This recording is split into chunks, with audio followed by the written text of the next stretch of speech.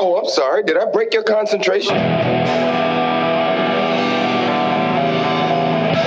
Somewhere between science and superstition.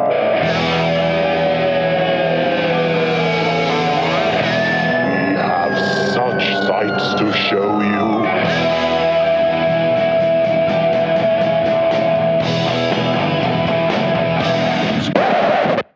Hey everyone, sorry to say after more than 160 episodes we had a series of snags and bumps and all kinds of weird crap and are unable to give you a new episode this week. We will be back next week for sure. Today we're going to present you the first Strange Eons Radio with Vanessa as a full-time member of the show. We look forward to entertaining you with our brand new episode of Strange Eons Radio next week. Thanks for listening. Strange Eons. Way crisper. Welcome to Strange Eons Radio, everybody. That's Eric Morgan over there. Hello. I'm Kelly Young, and joining us, hopefully very regularly, is Vanessa Williams. Hi, Vanessa. So much pressure. Yeah, Immediately, right off the bat. Hi, That's everybody. right. This isn't relaxed. This pressure. Oh my God. We're intense. I should have studied more.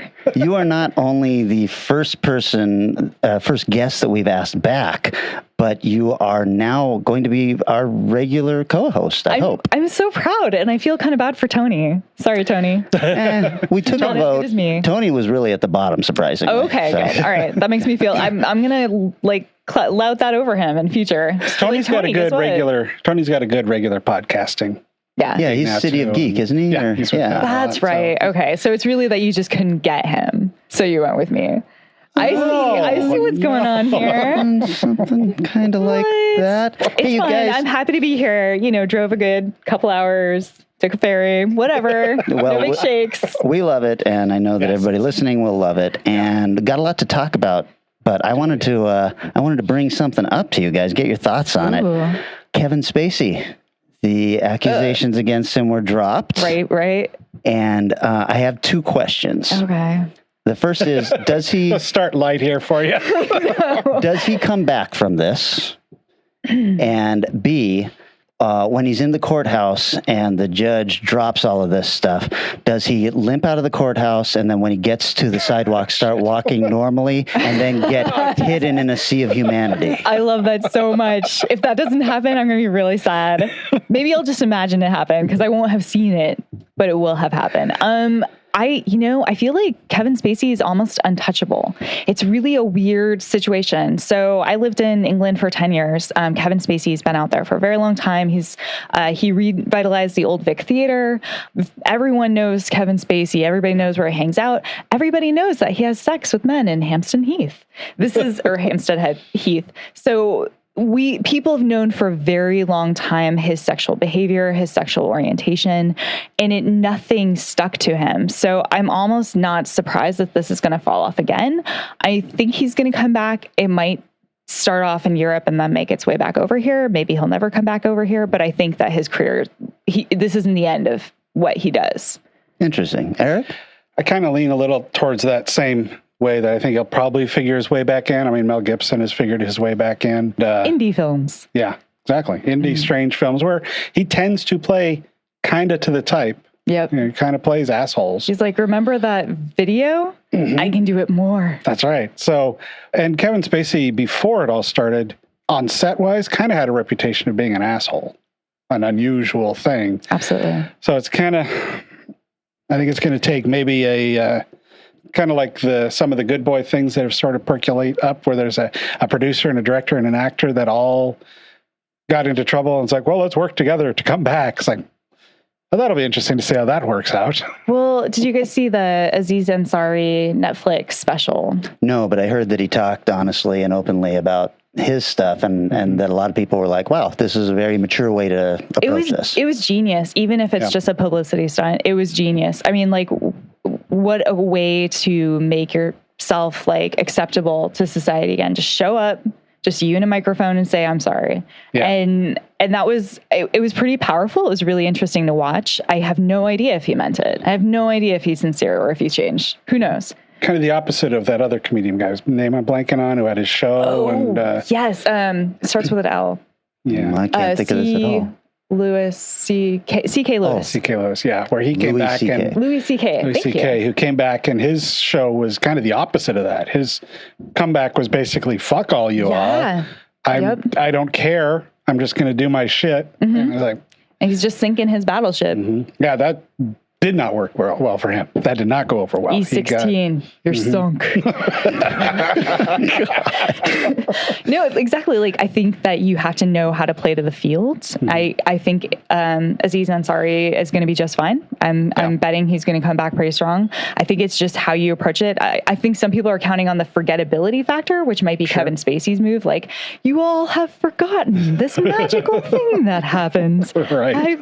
There was no controversy. I can see him making a comeback in Europe. I don't know. As quickly as the world is changing here in the States, I think that this is not going to be allowed over here. I'm fascinated to find out. I can't wait to find out. I think it'll be really interesting to see what happens with people like Kevin Spacey. Yeah. And he sits on the edge. There are a few people that, Weinstein's never going to work again. There are people that are so far over. Right. Yeah, Well, you are definitely done. And then he there are was a people- monster. Yeah. Oh, God, yes. Then there are people that sort of sit in that middle that I don't know. Right. Like, He's one of them. I mean, it's sad to say there's a sliding scale, but it feels like there's a scale of like horrors of like how awful they treated other human beings and like where on the scale that is and how much like repercussion they get. But it also goes against the amount of fame they have. Cause look at Michael Jackson, like how long has it taken and are people still, are people going to throw out their CDs? I know one person who said they did, but I don't. Yeah. He's still in heavy rotation on the radio. Yep. I think we let him get away with it because he was a damn good dancer. I can't object to that. Yeah. He was very playable in that video game, did some sweet moves through his hat. And it's also times, anything stuff that happened but kind of ended before the Twitter and the Facebook and everything like that took over the world. Dead, yeah. Kind of get shoved aside, whether they deserve to or not. It's like, oh, you're an asshole in the 80s? Whatever. Like, like Woody Allen and Roman Polanski are both kind of, it's like we already know, so no one's excited about it. No one really is, fired up about it. They're like, eh. Yeah. Well, I've talked about my Woody Allen and Roman Polanski thing, and the reason I can still watch their films is because most of the time they're not on screen. Woody is, of course, all the time. But if I don't have to look at them, like O.J. Simpson really screwed me for the Naked Gun movies. Yeah. And Kevin Spacey is the lead in everything he's in. And so it automatically, if you watch Baby Driver, I know. all of a sudden he's on there with a very young, attractive boy. And I'm like, I wonder what went on this set. And that shouldn't be what I'm thinking of when I'm watching a movie. Yeah. So that's a really good point. Some are easy. Like you mentioned Woody Allen. I never liked Woody Allen. I didn't know he was a scum or anything like that. I just didn't like his style of film. Right. And and his style, his way he talks, the way he delivers. Shut up. Yeah, why are you so anti-Semitic? I've been meaning to ask you about this. It's come up before, but... Self-loathing? That was the perfect answer. I definitely have that question still with Roman Polanski where I love his work. And the only, I don't know, I feel like this is something we're all going to have to tackle and figure out, people's art versus their personality. And the only thing that I hold on to is that the person who he had a situation with actually said publicly that she forgave him. So kind of, it's hard because I'm like, well, maybe she doesn't really, and she's just saying that and she's actually super scarred or whatever. But it's like I'm almost holding on to that nugget as no, it's okay. I can totally like Rosemary's Baby. It's fine. On the other hand, I'm totally fine with victims forgiving their attackers and all that, but it doesn't mean I then have to like the attacker. That is 100%. I'm just kind of like, okay, that's fine. I'm glad that you've gotten past it. I have serious feelings about a guy that does this to a 14-year-old girl. That's really, really important to say. I think that's a really, really valuable point. Anyway, let's get away from starting us off light and airy for the new series. I feel like we owe it to the listeners to give them insight into some of these tough things. Like no one else is talking about it. Right. They've been waiting for somebody to break this, Right. this And topic. Strange Eons Radio is where you go for hard-hitting news and opinions.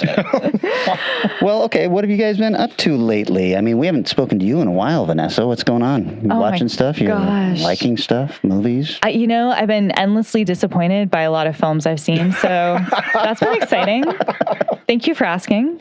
I have a list of films that I watch, and I put a star next to the ones I like, and I would actually purchase this. It's been months. No stars lately. No stars. I mean, Spider-Man was actually, it was fun. Yeah. Super fun. I liked the Into the Spider-Verse more. Yes, me too. That is an amazing film. And I just forced a friend of mine to watch it after we went and saw Spider-Man. I was like, okay, but Right. hold your horses. We got to find a red box right now. Pull aside. Late night Walgreens. We're doing this. I've been pretty busy. I've been editing a lot of video game trailers. So I haven't had as much time for movies as I would like. That's a good reason, though. Yeah. Did you guys see Yesterday?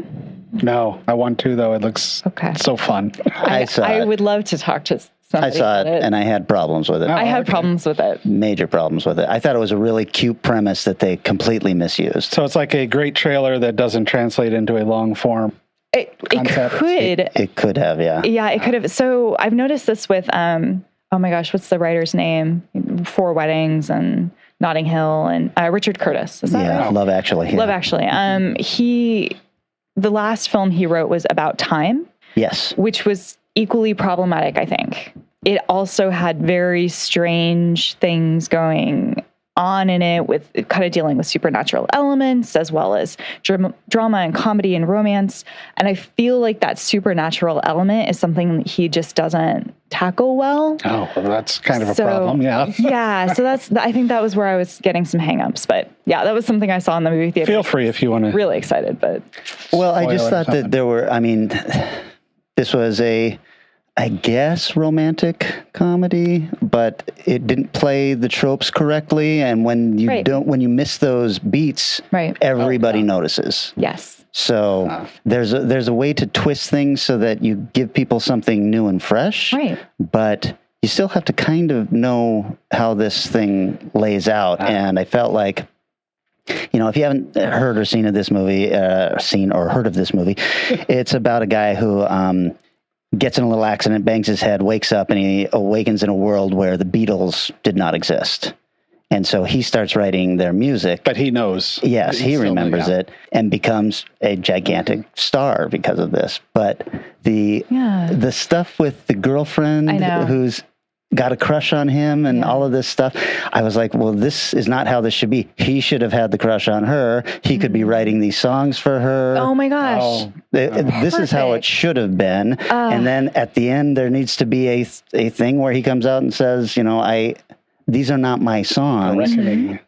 but then writes his own song that everybody loves and proves that, oh, you know what? I did have the ability to write songs. Instead, he comes out and says it, and everyone's like, we don't care. We love you anyway. There's no repercussions There for was his like lying 30 or anything. seconds of awkward, and they were like the mood drops, and then they're like, never mind. Yeah. Play us another. It's really. Oh, by the way, gigantic spoilers for Yesterday.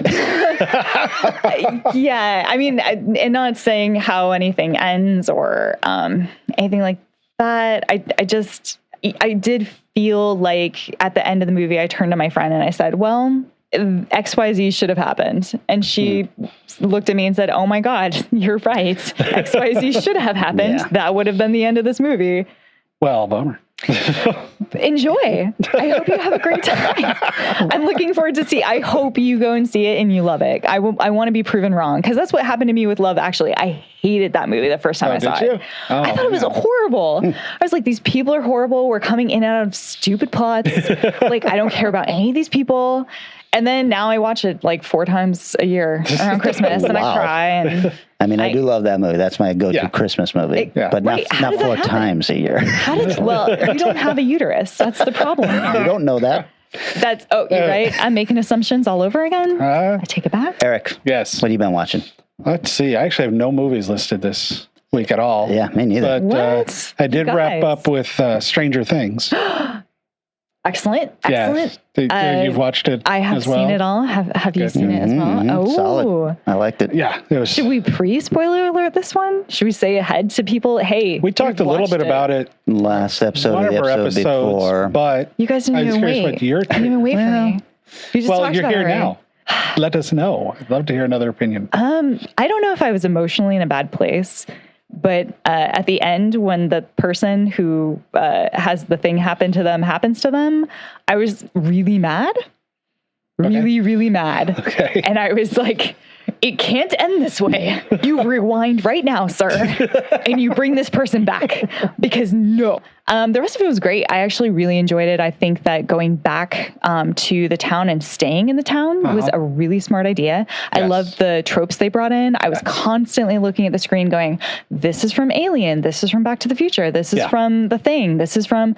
I loved being able to see those moments and see that they weren't stealing so much as borrowing. Like, I felt like they were making these great nods. Well, you bring up a great point of what drives me nuts, which people wrote, oh, they just stole this idea. There is such a thing as an homage. Yeah. To where you reflectively look back on something you like and recreate it in a new and fresh way. Right. With still showing the stylings you had before. Right. That's not ripping off. That's writing. Right. That's. Did you see? Is it summer of '82? 84. 84. Yeah. Yeah. So the thing I love about that movie is hitting that exact point you're talking about. You can't put a movie in a certain period of time and pretend certain things didn't happen. So summer of '84 really reminds us of, remember that time where everybody was terrified that kids were going to get kidnapped? That was like a big deal. That was a huge part of our childhood. There was the face on the milk carton, actual faces. There was the book called Face on the Milk Carton. Like, Oh, jeez. your parents were telling you, don't get in the cars. It is important if you're going to put a film in a period of time that you make nods to the things that exist in that time. And I think that they do one step further of, I think it's a positive thing by saying, you know what, and the thing does exist during this period, and it's amazing, and maybe these kids would or would not have seen it or loved it, and here's a little piece of it. Yeah. Yeah, I agree. I thought it was the strongest season of Stranger Things, but you needed those first two seasons to make it the strongest. I think you're 100% right. Yep.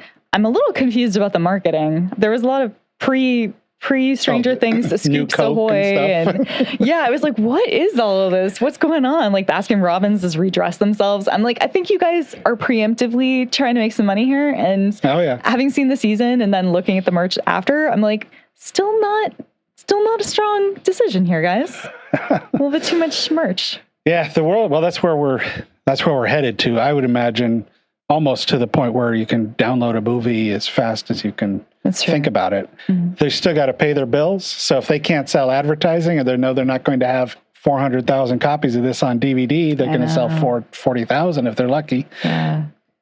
That's where you're going to see the Dr. Pepper can getting hit with Spider-Man's webs. Totally. Like I did buy those Doritos with Spider-Man on it. I've gone out of my way every time. I'm getting the Spider-Man ones. I'm curious, what is your thought on the homage versus ripoff? I think that they've been, if we're talking Stranger Things in general, I think that they're very obvious with them. And when you do that and you say, look, we know you love this, we love it too, that's a lot different than, usually you see a younger writer who comes in and all of a sudden you realize you're reading or watching The Thing because they loved The Thing. Totally. But they don't want to come out and say, this is what I wanted to do. Yeah, and I think that their version of a creature in this show was totally different but the same. And I loved that it was almost more grotesque in some ways than the monster. And I was just, that's hard to do. That's really hard to show up Carpenter. It was a cool monster. Yeah. Right? I mean, that was pretty fucking cool. Yeah. And disgusting. And I loved the whole nod to the body snatchers and stuff like that. So I thought it was a legitimately creepy in scenes. We had talked about the bromance between Steve Harrington and Dustin and, how that's the best love story of the series. Yes, definitely. Oh, man. It's so good. Well, actually, I would say Alvin and whatever the girl's name is, the redhead, they almost had a really great chick-mance. Yeah, it would be female mance. something, if there's a season 4, they could develop more. Oh yeah, I'm there. Well, I'm pretty sure there'll be a season 4, considering the ending Yes. they had. Thank goodness for that, because I was really mad. And people were like, oh, seems like that's the end of Stranger Things. I was like, no, internet, you're wrong. Not the end. Well, there's the little coda in the middle of the credits where they say not the American, and that has to be right. our guy, right? I would think it's the only person I could think it could be. Well, I've heard of 2 theories, so it could be somebody else. Yeah, it could be somebody who we've seen in prior seasons that we did not see this season. So good point. That's true. That would be less good. How about you? Any TV you want to bring up? Well, I gotta say that The Boys dropped on Amazon. I have not seen it, but I've heard. I watched every single episode over the weekend, and I loved it. Oh, yay! I'm halfway Happy through verdict. with 4. Yeah, 4 through 4. Which the 4th one is the one with the airplane. Yes, which is right out of the comic book. Yes, they made a couple strange. Have you read the comic? That was going to be my question. Read the comic first or watch the show first? Not necessary to read the comic. It diverts a lot, but there are scenes from the comic that are in the show. And it doesn't matter because this is so well cast that the acting is spectacular. You're just drawn right in. As a person who loved the comic, I'm watching something that's very little like the comic and loving it just as much. Oh, that's awesome. Yeah, story-wise and plot point-wise, it's very different. Character-wise, there's a lot of similarities. Yeah. The characters of, forgot the name of the actor who's Judge Dredd and was also in Star Trek. Carl Urban. Yeah, Urban, He is so freaking underrated, man. He's so amazing. Good. He's so good. And he plays the lead guy. He's the lead of the Boys, and he's perfect. Everybody, you're right. Everybody in that movie is cast that show is cast. And I'd heard something about like the timing of it. Like the timing is really perfect in the situation we're in currently with superhero. Yeah, content. That's how I feel. I mean, the comic book came out kind of late 90s, early 2000s, right after the big comic book boom with Image and all of that stuff. And it really just cut that down. And this kind of is coming at the same time when Marvel owns the industry, and they're making some really interesting statements, I think, with this. The casting that really blew me away, I don't remember the actor's name, but the guy who plays Homelander is such a wonderful psychopath that I'm like, wow, this guy found the role of a lifetime. Yes. Oh, that's so exciting. In the comic, the lead character, Huey, is clearly supposed to be Simon Pegg. Simon Pegg is I think the artist had a picture of Simon Pegg while he was trying. Simon Pegg is too old to play this character, and so they cast him as this character's father, which I thought was a really neat nod. That is so neat. Additional character, but perfect idea. And he speaks with an American accent, which at first I was like, is he being dubbed? What is this? It's so odd to hear him speaking in an American accent. Yeah, that always throws me off. I'll never forgive Benedict Cumberbatch for putting on an American accent anytime he does it. I'm like, you don't understand how much charm you've lost immediately. Yeah. Yes, he sounds really. It took me. I did the same thing. It's like, what's going on here? Right. Oh, okay. He can't be. What is he? Scottish or Irish? I think he's a Scot. Yeah. Yeah, it's actually interesting that you say that because I just finished season 2 of The Runaways, which I really didn't like. I'm really unhappy with their take on. Have you guys read the comics at all? I read a little bit of the comics, and I watched the first season and then the first episode of the new season, and I was like, I'm not sure I'm going to continue with this. Well, yeah, because in the comics, like very quickly off the bat, they lose their parents and become runaways, hence the name Runaways. Sure. And I'm watching season 1 going, when are you guys going to run away? Why are your parents still alive? Why are they all famous actors? Still going, still breathing. We're paying these people, so let's get them some extra scenes. I could not believe it. I was like, why is this so much about these parents? Who cares? Who cares anymore? Move on. But things like The Boys or even Umbrella Academy have done a great job. Great. Yeah. We referenced Preacher, or you referenced Preacher in The Boys, where Preacher did, and The Boys is doing this a little bit, rewinding what actually happened in The Boys to help explain things a little better. Oh, okay. Because the first season of Preacher, I don't know if you watched or read that. I read it, didn't watch it. The first season is great, but has nothing to do with the comics. It's just introducing you to the world. And then as the show goes on, full bores into the comics. I mean, I saw Well, a couple still of images. I was like, deviants, that looks familiar. oh, it's also perfectly cast. Preacher is amazingly cast. And did you see that The Boys, developed by Seth Rogen and Evan oh, is it really? I had not seen that. Goldberg? Yeah, so the same guys that did Preacher. Wow, Interesting. that's cool. Well, you can tell. Yeah, they've got a real love for Garth stuff. Seth Rogen's doing things. I'm kind of shocked right now. This is new And they're information. not over the top comedies. Yeah, really bad comedies. Yeah, there's definitely humor though in The Boys and Preacher, but it's dark as hell. Very Yeah. dark. Really Yeah. grim, but That's awesome. yeah, highly recommended. Very, very good. Okay, I know what I'm doing when I get home. Let's see. And the only other thing I had written down as a note was Legion. Yeah, I'm still behind on it, but I love that show. I just saw the You watched first, almost whole first episode. Of The first season one. or- Yeah. Oh, what did you think? I was really excited by it. I think it's really interesting. It's visually stunning. yeah. Oh my God. Like And it the gets better. world is so good. I'm a little like in the weeds still though. So I have no idea what's happening or why. That won't so, change anytime soon. Yeah. Okay. Well, Yeah, just get used to impromptu dance numbers and things like that just popping up, and you're just kind of like, well, okay, this is the universe they live in. is Aubrey Plaza just going to keep showing up? Oh, she is insane. Yeah, Yes. she's in the whole series. She's still in it in season 3. So she's one of the main. The first season I thought was pretty good, really interesting. The second season was gorgeous. I had no idea what the hell was going on in any way.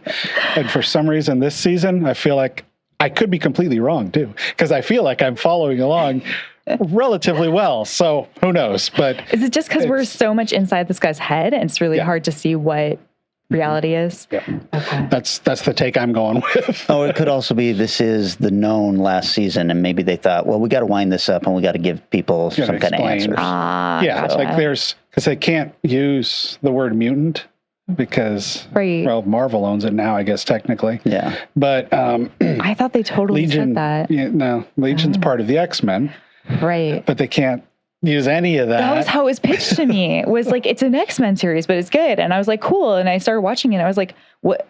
How is this X-Men? Right. I mean, it's not that it's bad at all, but it feels so different. Oh yeah, it's way different. And there is sort of an X-Men introduction in season 3. I don't know how far you've gone, how far behind you are. I'm only like 3 or 4 episodes in. And it's one of the most beautiful shows I've ever seen shot Yeah. on TV. It's Yeah. just like, oh my God. It's nice when you see something that gives shows like Mad Men a run for their money, where you're like, you know what? I thought that was pretty wrong. Total garbage pile. Actually, Legion's much prettier. Could have tried harder, guys. You failed. Quick bit of trivia. The guy who plays the lead in Legion, he played Beast in the live-action Beauty and the Beast movie. Oh, wait. Weird. Standing on those little weird stilt things that they wear and Yeah. all of that stuff, and that's him under all the That- makeup and everything. It's so weird. Huh. My brain hurts a little bit right now. Fantastic. With that in mind, then, Yeah. how about we take a little break, and then we will come back and we'll start talking about our picks for the post-apocalyptic movie genre.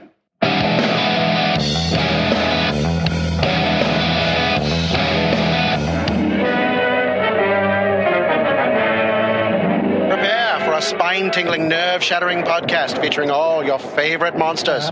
You won't believe your ears when you listen to Monster Kid Radio. Hear your host, Derek M. Cook, and his ever-rotating stable of guests discuss your favorite classics and sometimes not-so-classic monster movies. Subscribe to Monster Kid Radio through iTunes or Stitcher, or visit monsterkidradio.net before the next weekly episode of Monster Kid Radio.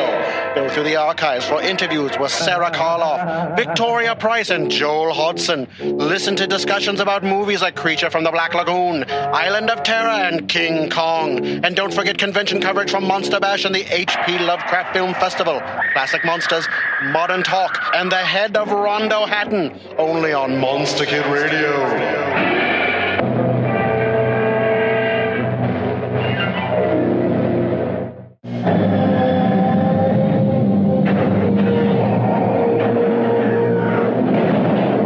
In the future, cities will become deserts. Roads will become battlefields. And the hope of mankind will tomorrow at the Cedar Bluff and Twin Air Drive-In. Check newspapers for showtimes.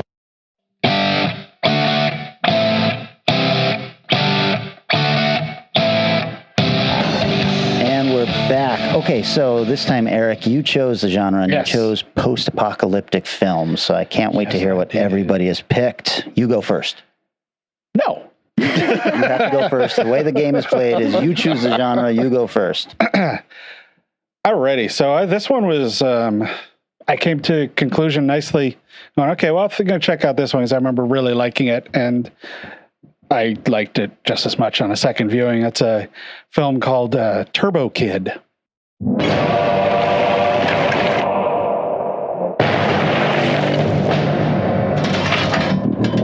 I will destroy you with my turbo glove, the ultimate weapon against the robot threat. But to be a true hero, you'll have to save your girlfriend. Hey! Where is she? Release the girl! This is gonna get ugly. As you may know, the situation is critical. We have reached maximum casualty level. Who exactly are you supposed to be?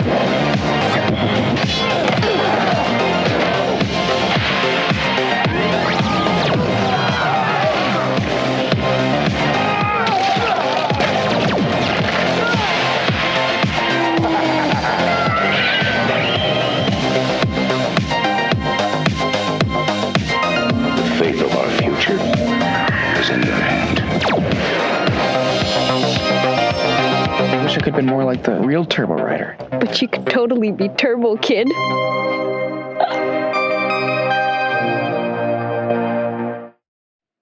I've heard of it. All that. Yeah, Big Ben. Made a fan. splash. Yeah, that's kind of what surprised me. It popped up.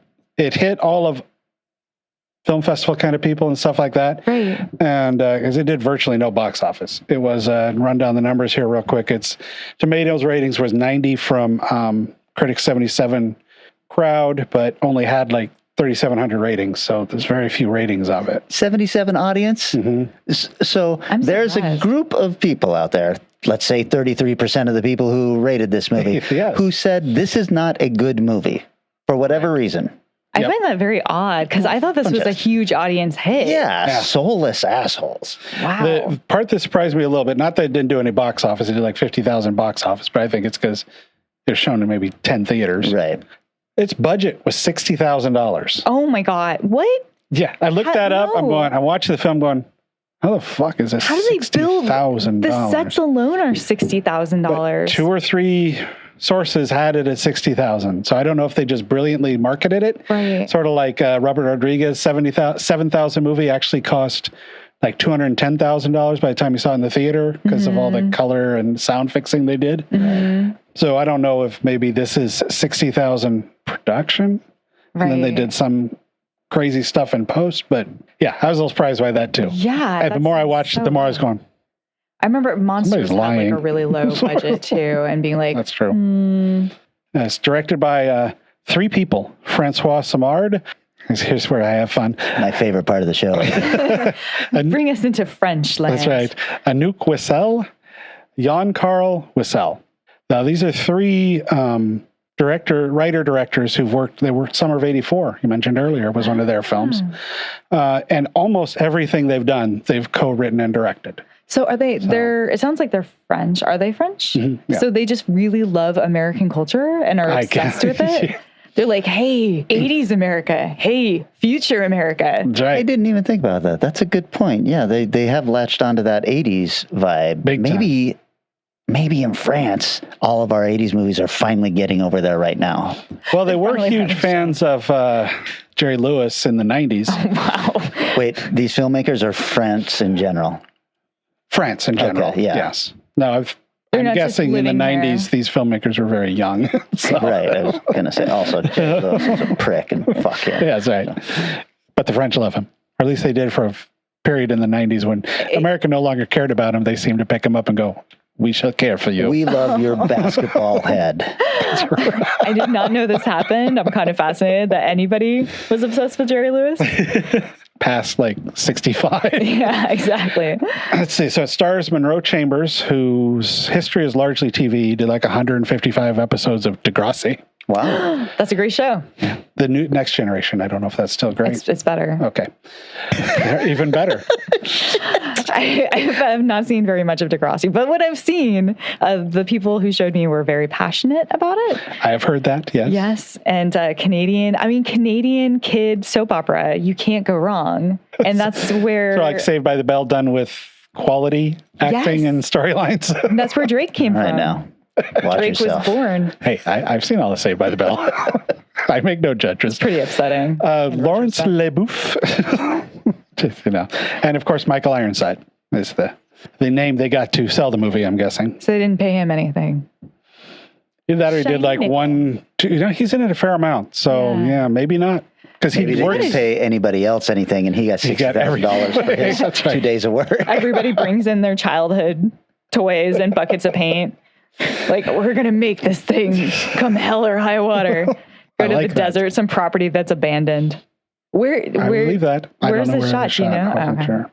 That'd be an interesting one to check because it doesn't feel like it was shot in France. That's for sure. No. No, Pretty sure it's shot in the U.S. it's got to be in the U.S. It looks like Napoleon Dynamite was done in Ohio or something. Idaho.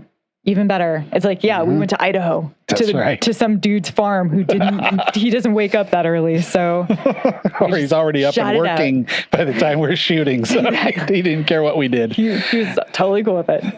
Let's see. So the storyline basically is a post-apocalyptic wasteland in 1997. Yeah, I love that.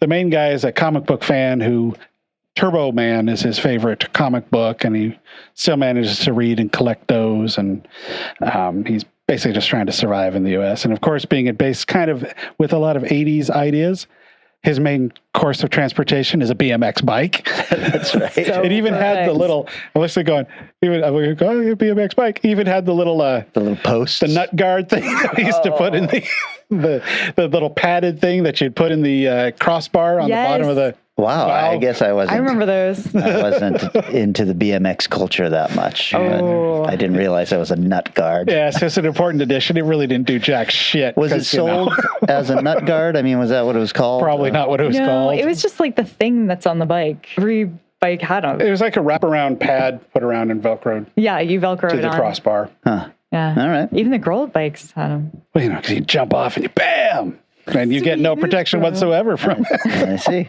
Let's see here. What else? Oh, the thing I remember, because this was at least my second watching of it, the crazy level of blood and violence they have in this film. It's like, I kind of holy had forgotten shit. about that, but you're right. Like, there's It's- some messed up fight scenes, yes. etc. Just like he punches people and their heads explode, and he blows people up, and half the body lands on one guy's head, the other half lands on another guy's head. Totally forgot about that. Oh my gosh. Pure fun and craziness. A lot of homages, like we were talking about with Stranger Things. This has there's a bunch of them, but there's a ridiculously obvious Big Trouble in Little China with one of the guys who goes after him wearing that same kind of hat the three guys wear in Big Trouble. Oh, they did a neat thing with the music where a lot of times it's easy in Stranger Things because you can put real songs. If it had, I don't know, Journey or something in this, it might have been a little weird, but they get nice 80s sounding music that doesn't feel like it was just stolen from an 80s movie. They went to like Audio Jungle, and they're There you like, go, yes. 80s tunes, synth me, internet. Of course, the lead, well, not the lead, but the hero man, the manly man who's supposed to feels like he's going to be protecting them, has an Australian accent. Right. Of course he does. Of course, it all makes sense. Yeah, I mean, it's almost Tokyo Gore Police level of violence at times. Arterial spray and all that shit. It's like, this almost seems out of character for this film. It's weird because like every time I think back on Turbo Kid, all I think is like bubblegum and like candy and, you know, just popping colors, cotton candy style, and, you know, lots of like almost glittery. A lot of that comes from just one character, from the lady, the robot lady embodies all of that so enthusiastically. And what I think her performance is so great, because for the first 5-10 minutes, you almost kind of want to 100%. toss her away, but then she becomes unbelievable, lovable, and wonderful. It's like, okay, yeah, be nice to this person, man. Stop being mean. Exactly. It's like, you know what? Things aren't that bad. Don't take it out on her. It's not her fault. Yeah, I guess what I liked about this movie, and I always wanted to do a movie movie like this. I always wanted to set a movie in the distant future, the year 2000, and make it something that you would have seen in 1985 or 6, a Mad Max type feeling movie. Do they say or specify what the apocalypse was, or are we just led to believe it's nuclear war because in the 80s that's what it always was? Would be. I don't remember them saying anything specifically. It was all about, it's always the quest for water. Right. And there's the area you don't go to because it kills you. I don't remember them saying it's radiated or anything like that. So right. I mean, I guess this could have been shot anywhere, but you mentioned the guy with the Australian accent, and that's where it looks like it was shot. Yeah, it looks like it's either some deep desert part of the U.S. or Australia. That's definitely got or just regular Australia. Yeah, exactly. It could be Australia. Just Australia. They could have shot it in Australia. Yeah. Just take drive for 15 minutes away from the coast, and you're good. Right. Exactly. Just go outside the airport and don't point the camera that way. I saw a map that was all the roads in the world lit up from space. Oh. And Australia's got a Y-shaped road in the middle of the country. It's like nothing else. There would be dragons. That's right. / kangaroos. Solid choice. Where did you watch this? How did you watch this? Is this on Netflix? This is on, Netflix. It's on, no, I think it's Amazon. Oh, good. Okay. Let's see if I can find some options. I hope you're editing all of this part out, Aaargh. Sometimes I do. Sometimes we're amusing. Currently, we're not being so amusing. No. It's true. Right. Now I'm sorry I asked the question. But I've got this awesome app called Just Watch, where you put in the thing and it'll tell you all the formats you can watch it on. Oh, that's so cool. Yeah, this is fascinating. At Prime Video. Some people might like to know that you could watch this on Amazon Prime, YouTube, advertising for Google Play, Voodoo, PlayStation, and whatever the hell Microsoft. So basically, no one's making money off of this movie. That's right. And has not been for quite a long time. That's right. That $60,000 might not have made that budget back. Right. Aaargh, I'm tired of your bullshit. And Vanessa, I want to hear what you chose next. All right. Okay. Well, I chose kind of a little known movie, but it's amazing. I saw it in movie theaters. It's called The Rover. It's over for you. I know that. Whatever you think's over for me was over a long time ago.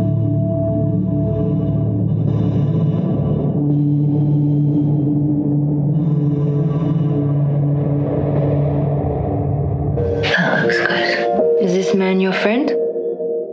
Tell me where your brother is. He's going south, a long way from here. I'll take you to him, I promise. Your brother left you to die. What's he doing? He ain't giving up. Start talking to me. What are things to get worked up about in this day and age?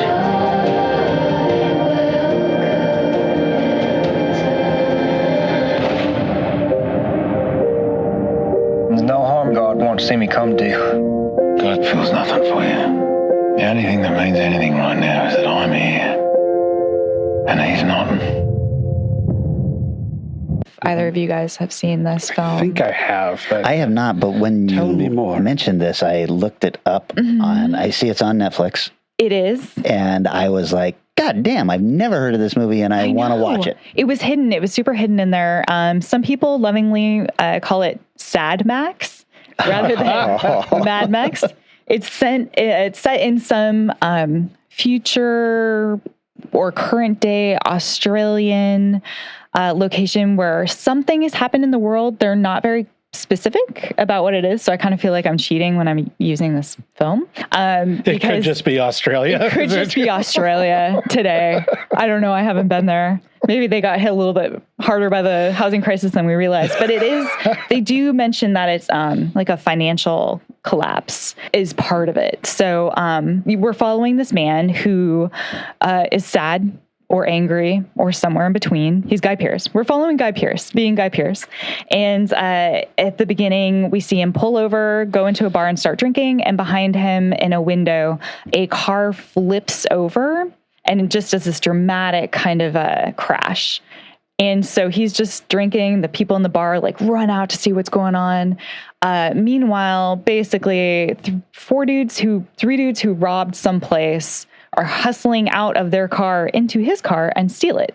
And the whole rest of the film is him trying to get his car back. It's Sounds so familiar. Yeah, it's like the Terminator. Is there a big plot point involving the trunk? Yes. Okay. Yes, I've seen Yes, there this. is. It's very good. Yeah. This is very good. Yeah. It's actually kind of neat in that the people who are involved in it are a small team that have oddly been on a lot of things together. And, like the production team? Mm-hmm. So it's written by Joel Edgerton. Oh, okay, wow. Yeah. It was originally intended for Nash Edgerton, his brother, to direct. Oh. He's a Hollywood stuntman now. Him and then the director, David Michaud. Hey, I'm not the only one. It's more I can't read my handwriting, in fairness. Well, I have that problem. So they have worked together on a lot of different projects. But Joel Edgerton, you guys might remember from The Gift. He did Jane Got a Gun and Boy Erased, which he also starred in. Oh, wow. And then David wrote Animal Kingdom and Catch-22, a lot of the episodes for that. But he was directing this picture. And then I actually found out about this little team of people from back when I was working at IndieFlix and had to watch a zillion terrible short films. And there were a pack of 2 or 3 that were really, really good. One was called Spider, one was called Bear, and I can't remember the other one. They were amazing. Yeah. And then I found out about the Rover, which was basically like coming together. They finally made a feature film. It's so good. So yeah, like the 3 guys in Australia that actually make movies. But yeah, there's kind of this whole thing about why is this man so obsessed with going after an old beat up car, and he's literally just tearing his way through this Australian destroyed landscape with all these crazy characters. You have like this old lady who runs a brothel who's constantly saying, "My darling, what are you? Can I give you a young boy, my darling?" It's such an amazing. You didn't character. mention the other major star of this film. Oh yeah, you're right. I almost left him out. Robert Pattinson. That's right. In probably the first time I ever saw him act on screen. He does an incredible job. He plays one of the robbers that got left behind. And so in Guy Pearce's tearing through the landscape, he comes across this guy who'd been basically abandoned by his friends/family, by his brother, has a horrible gunshot wound. And Robert Pattinson is also a little bit, I want to say mentally disabled, but I don't know if that's the right word. Yeah, it's hard to, I don't remember. I don't know what the thing to that say. you would say at this point is, but he's a little bit naive about the world, and he is focused on strange things, and he just does an amazing performance. He blows it out of the water, and there's this really great moment partway into the film where he sings a pop song. Don't Hate Me 'Cause I'm Beautiful. It was just great. I don't know if that's the only song they managed to get or what happened, but it's so perfect. And he's kind of mumbling along to it. It's so beautiful. And the film is kind of about the director said it was about anger, but I disagree. I think it's much more about value and like how the idea that like money has changed value. The Australian dollar isn't worth anything, and yet the American dollar might be worth something, but the Chinese dollar seems to be worth something. And there's this weird economic struggle. And then there's the value of life, where life is pretty much valueless unless you care about something into the world. We're going all deep in the meaning on movies. Very well done. Nice. Film studies person. I can't help it. I'm sorry.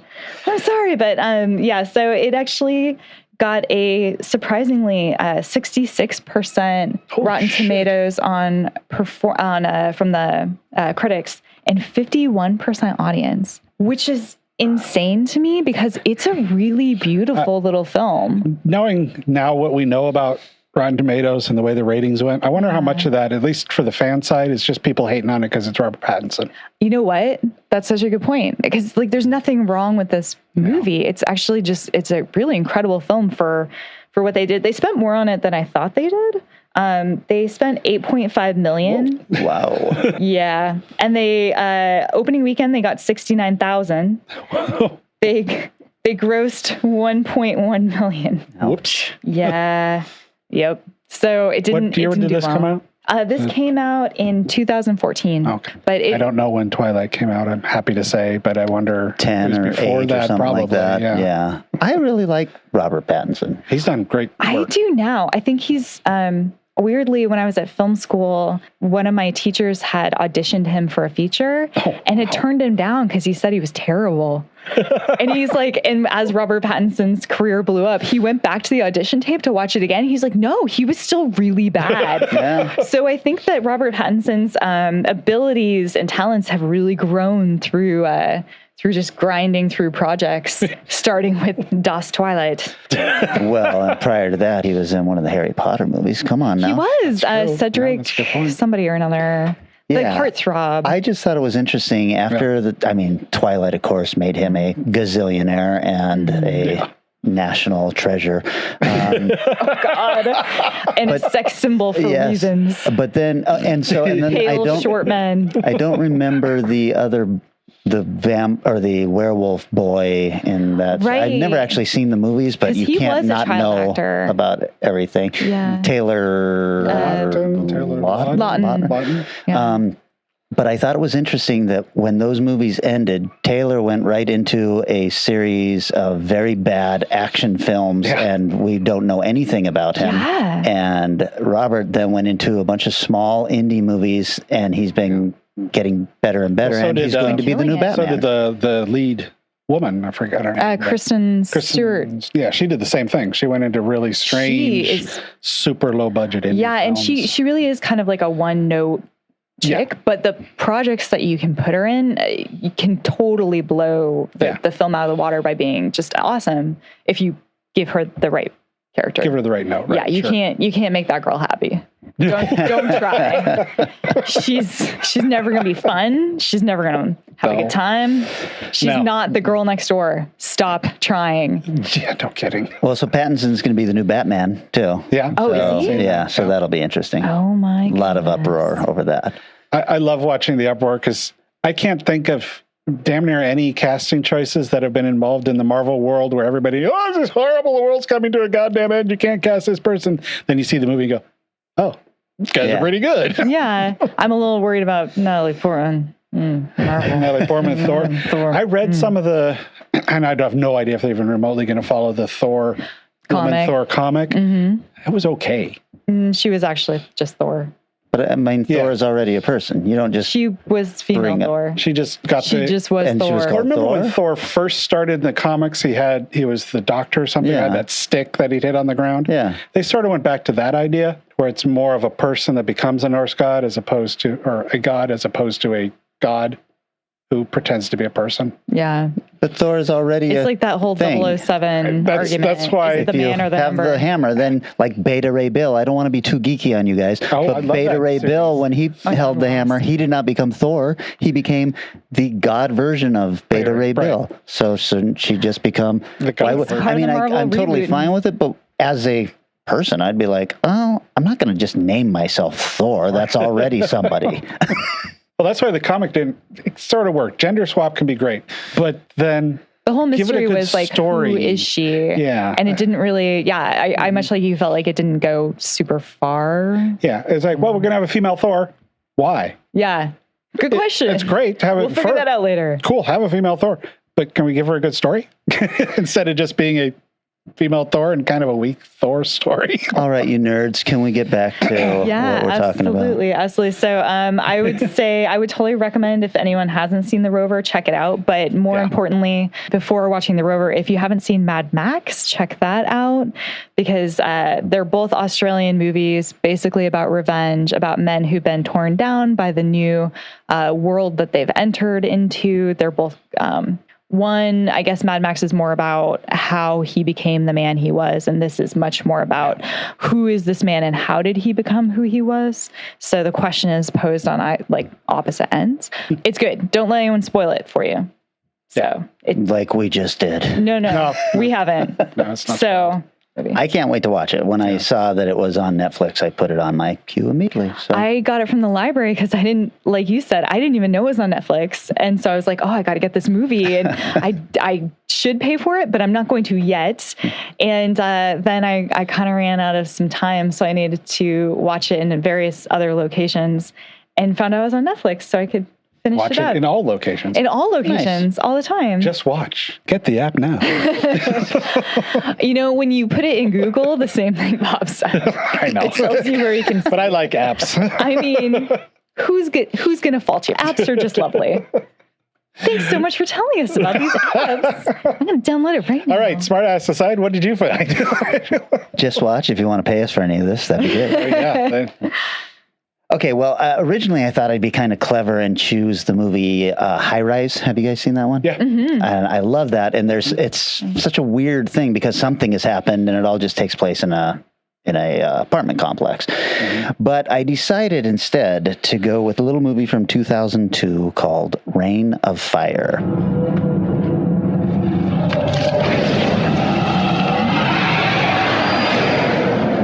A creature has been awakened that has lain dormant for millions of years. A species older than the dinosaurs and more terrifying than anything we could have imagined.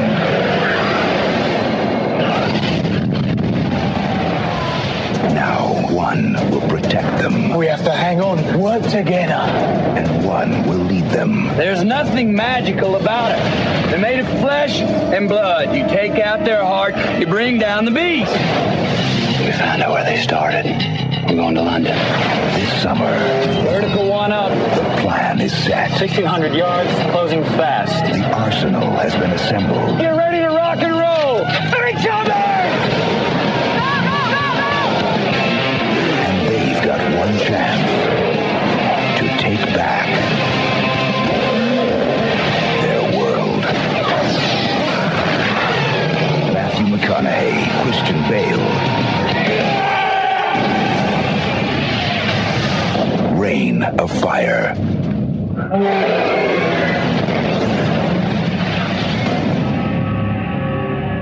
Good decision. How would you know? You've never seen it. You're right. I haven't seen it either, largely because, and I think this will be your point, when it came out, it was rated and still is rated. Well, I didn't realize you haven't seen it. So, okay. So all the shit you were giving me about it is based on other people's opinions? No, it's based on your smart ass comments. Well, we only pick weird abstract ones that nobody's heard of as opposed to this giant blockbuster release that everybody hated. I almost went with Mad Max, so I can't fault him. We would have kicked you out if you had taken Mad Max. Not Mad Max. So Reign of Fire, the Rotten Tomatoes score from the critics was a measly 42%, whereas Pretty the good. audience gives it a measly 49%. Ooh.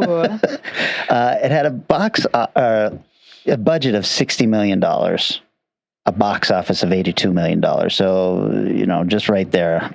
Rob Bowman was the director. He's done a ton of genre television. He also directed a little movie called Elektra, which you know and love, Eric. It's one of your favorite movies. My goodness. Never seen it. Gracious. Wow. Listen to this cast, though, you guys. Christian Bale. Okay. Matthew McConaughey, Gerard Butler, and Isabella Scoruppo. And was written by a ton of writers. That's probably a problem right there. Yeah. It means more quality was put in. Every new person was just adding to it. The only name and the last name on that is Matt Greenberg. He's the only one you recognize. He wrote the movies 1408 and the new Pet Sematary, which I thought was a massive pile of shit. I kind of like 1408, but I still haven't bothered the Pet Sematary. I didn't mind that. That's because John Cusack makes you like every movie. Yeah. It's not a very good movie. So this one is kind of cool because it's about these construction workers who awaken a dragon in this gigantic construction site. As you do. And this dragon comes up, blasts everything, and then through the credit sequence, we see a ton of newspapers that basically say that, what are we seeing? And we see... Do they spin? Do the newspapers spin? No, Come on, tell me. They do not do that. Do they fade in and fade out? Yes, while the credits are going over them. And it's basically we're seeing the world end because more and more dragons are showing up and they're burning everything. Oh. I love that intro. That sounds amazing. Well, the whole thing is this movie sounds amazing and is really dumb. Oh. But it's super entertaining. Oh, okay. And Matthew McConaughey, he fucking acts his ass off That's on this. amazing. Just tears up the scenery. He's bald with a big bushy beard, and he's basically a futuristic dragon slayer. I was going to say, is he like a wizard or like... No. Does he hold staff? So after they've taken over the world, we flash forward 20 years. Christian Bale and Gerard Butler have put together this small community in Ireland, and that's where most of the film takes place, is in Ireland. And they have taken over a castle, of course, and they've got all these survivors there, most notably a ton of children. They're trying to put together a community that basically just stays out of the dragon's way. The dragons burn everything, and then they eat the ash. This is how they are sustaining themselves. They don't actually even care about humans. Wow. They just want to burn the world and then they eat the ash. So McConaughey shows up. He's an American soldier who's leading a group of American soldiers, and he claims to have killed a dragon and says, I'm going to need more soldiers, though, because we're going after... Come on, children. Get in the car. We're going after the main dragon. And he basically says, we figured it all out. All the dragons you see are females. There's one male dragon. We kill the one male dragon, and the rest will die off. It's like a vampire story, but with dragons. Kind of, yeah. And the whole thing is that McConaughey's way of killing a dragon involves taking a helicopter into the air and then shooting these paratroopers out who are like stunt paratroopers who shoot after the dragon. What? It's fucking That's crazy. amazing. It looks amazing. It's just missing The Rock. Yes. This would have been a Rock movie if he had been around. Past the dragons. And then, of course, things go awry, as they always do in these plans. And Christian Bale, who is basically a pacifist, has to join these dragon slayers. And it gets a little silly. I guess Bale, as you know, is a bit of a psycho actor. Yeah. And so he had lost a ton of weight because he wanted to look like a guy who had been starving. He acted for this? He's a method wait a actor. second. It gets better. He shows up on set and sees that Matthew McConaughey has bulked up and they have a fight scene. And he was like, fuck, I'm not going to look like a 98-pound weakling against this guy who looks like the Hulk now. McConaughey is a method actor and required everyone on set to call him by his character name. Even if you met him, say, in the restaurant or the grocery store and you were not working, you had to refer to him by his character's name. Wow. Goodness. I had not heard that about him. Yeah, I didn't He's a either. fucking insane. Is he still a method actor? I think that we can look at everything he's done since then and go, yes, this Some man of his is roles still are crazy. kind of freaking terrifying. I love McConaughey so much. yeah. And the fact that he's insane just makes me love him more. That man, I hope he does drugs, because if that's just who he is as a human, I'm kind of worried. I think that he's got warlock and wizard blood in him and tiger's blood or whatever that is. I think he's legitimately insane. I read an interview with Esquire or something like that with him, where the reporter went down and stayed for like 3 or 4 days and wrote this amazing article about him. And he sounds like somebody that would be so much fun to do with for 3 or 4 days. And then get the fuck away from. Because you're going to die. Right. You're just going to die. Right. I'm fairly convinced. I mean, we had talked a little bit about actors, writers, and how they might get a script. And Tom Cruise, clearly, if you write a motorcycle scene and a running scene into a movie, he's in. He's there. I'm fairly certain with McConaughey, they say, well, I mean, there's a scene where you wear puka shells. And he's like, what? All right. We're going to have to bleach your hair. I'm going to have to do tips. Are you ready? Well, he did a series of movies like Mud and a couple other ones that were just so incredible. Yeah. Like, okay. Well, he just did an indie film that sounded amazing, where he played like a burnout hippie who's kind of getting screwed over by the world or something. I don't know. His Dazed and Confused character 20 years later. Yeah. Oh, gosh. It sounded amazing. Well, the dragons in this look fucking amazing. Now, I haven't seen Game of Thrones. These things are the coolest dragons you've seen since the Vermithrax pejorative in Dragon Slayer. That's right, I said it. I hard have time not for seen this. geeks, huh? Whatever. Anyway. So that's super cool, and it is pretty cool to see a dragon fighting a military helicopter. There is a bit of confusion when you realize that they're fighting these fire-breathing dragons with fire. And I'm kind of like, I feel like this is the one thing that is probably not a problem for them. Let me reload you. But it appears to be in this film. So are they fighting him with, like, are they actually spraying fire at them, or are they spraying bullets at them? Well, they've got bullets, but the whole thing is they got to get something into this dragon's mouth to blow it up. Okay, you haven't made this clear. I don't want to make it clear. I want you to watch this movie. I want you to give it a chance and go, fuck, that was actually pretty damn fun. Well, the cast members alone kind of make me go, oh, well, Yeah. all right. Well, also consider this. In 2002, McConaughey was the name. Gerard Butler had done nothing, and Christian Bale hadn't been Batman. So McConaughey is the selling point of this film back then, which is really interesting to watch this and then go, wow, there's 3 gigantic action stars in this, and McConaughey is kind of the least of them. Wow. The Fast and the Furious take on dragons. Anyway, yeah, I love the movie still. I'm not sure I can say it's a great movie, but boy, is it fun. It looks really cool. They've got a really bad, that I like Monster Vision. Yeah. But they've got a really chintzy version of it in this. And I'm like, what happened here, you guys? This is literally just an effect you put over the footage you shot. Why does this look so shitty? Oh, we need a shot from the dragon. What do you got? I got this filter. Go with it. That's right. So it's not a good film, but it's a super enjoyable film? I think so. Okay. Yeah. I mean, a lot of times when we do this, I'll give you guys a little peek behind the curtain so you can see how the... I've seen... I don't... No. How the fudge is packed, as I like to say it. Oh, dear. And I will pick a movie and then I'll watch it. And if I've seen it before, I just kind of skim it. Well, I sat down to watch this and I watched the entire thing. Made myself up a frozen pizza and enjoyed the fuck out of this. That sounds like the perfect night. A frozen pizza and a dragon movie starring Matthew McConaughey. Yeah. I can't imagine a better way to go. I won't tell you how I was dressed because it was very hot in here. I'm guessing the dragon visuals were not helping with that. Just like, warmer. Oh, it's even warmer. It's like there's a dragon in my room. Anyway, so that was my pick, and that was all of our picks. Normally, Vanessa, I would say, hey, since you're new, you get to pick the next genre, but it's my turn. Sure. So I get to pick the next genre, and next time we'll let you pick it. Okay. But that's fair. For my next subgenre, I am picking time travel as our movies. Time travel. That's a huge range. Yeah. That's right. Sir. Are you going to say don't pick certain ones? Anything on your list? Let's just say The Time Machine is probably out. It's not even that fun to watch anyway. Yeah, no, it doesn't. The Guy Pearce one. I actually never saw that. No Star Trek 4? It's bad. Yeah, no Star Trek 4, asshole. Oh, that would have been the perfect one. I'm actually wearing a Star Trek I know you are. Anyway. Secret Star Trek 4 shirt. Thanks, everybody listening. Thanks so much to Danny Williford, who has turned out to just be the biggest sweetheart on the planet, who's constantly reposting when we release an episode.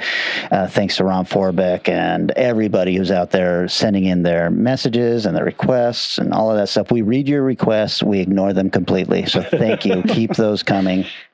But it means we know that there are people who care. Right. I do actually have a list of them. Don't know what will become of that list, but put it on Google. I do have a list. Follows you everywhere. Yeah. Well, you should put it on Google or Just Watch, and we can pick from them every once in a while or something like that too. Cool.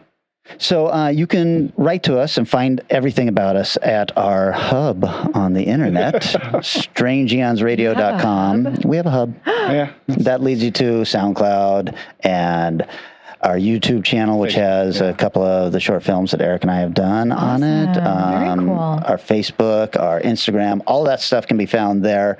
We will all be back, all three of us. So exciting. For the very next episode next week on time travel. Thank you so much, guys. Yeah. Thanks for having me.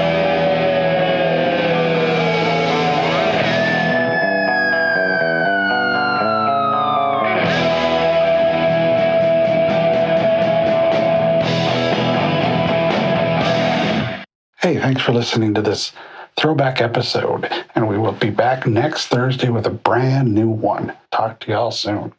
Strange Eons Radio is artisanal quality podcasting, handcrafted with all natural ingredients, and edited to perfection by Eric Margaret. Our blistering theme song is Strange Eons Part 1 by the band Nightshade and is used with permission. Find us on Facebook, Twitter, and Instagram. And if you enjoyed this episode, please consider dropping a positive review on Apple Podcasts. Eons. Way crisper. Welcome to Strange Eons Radio, everybody.